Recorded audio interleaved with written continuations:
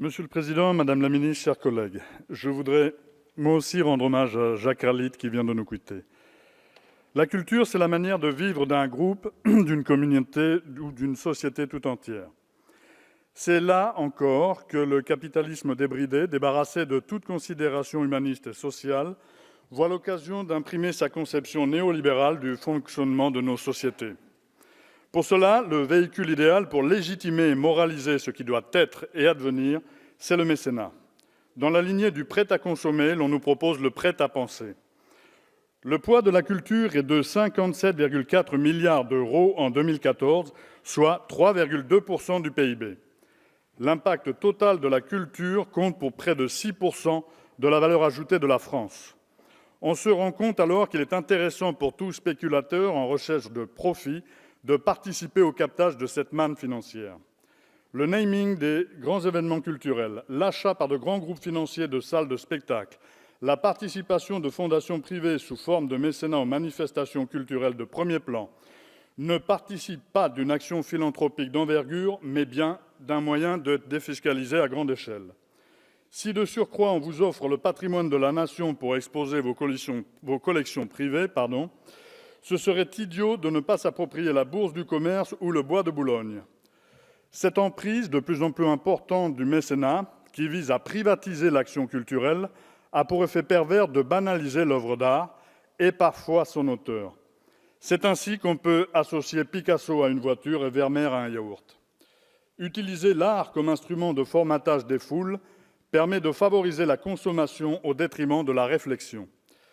Ajoutez à cela le dogme de l'austérité initié par l'Union européenne, qui permet à l'État français de justifier son désengagement dans les affaires culturelles du pays, et vous saurez pourquoi la culture est devenue la variable d'ajustement des budgets des politiques publiques. C'est alors une opportunité formidable pour le mécénat privé, qui s'enorgueillit de sauver le patrimoine culturel français, matériel ou immatériel. On peut alors justifier les orientations des programmations des grands festivals et, pourquoi pas, exposer les valises de Vuitton au Grand Palais. Par contre, l'action culturelle territoriale, elle, pas assez rentable, ne pâtit que des baisses des subsides qu'elle reçoit de l'État ou des collectivités, sans bénéficier d'un mécénat quelconque. Voilà encore une incidence perverse de ce désengagement, le déséquilibre culturel territorial qui confine au désert culturel dans certaines contrées de notre pays. Ce foisonnement des actions culturelles que le monde entier nous envie encore aujourd'hui est basé sur l'implication citoyenne et notamment sur la diversité des acteurs qui créent et diffusent leurs œuvres. C'est là l'autre variable d'ajustement que le système capitaliste privilégie depuis sa création, l'humain.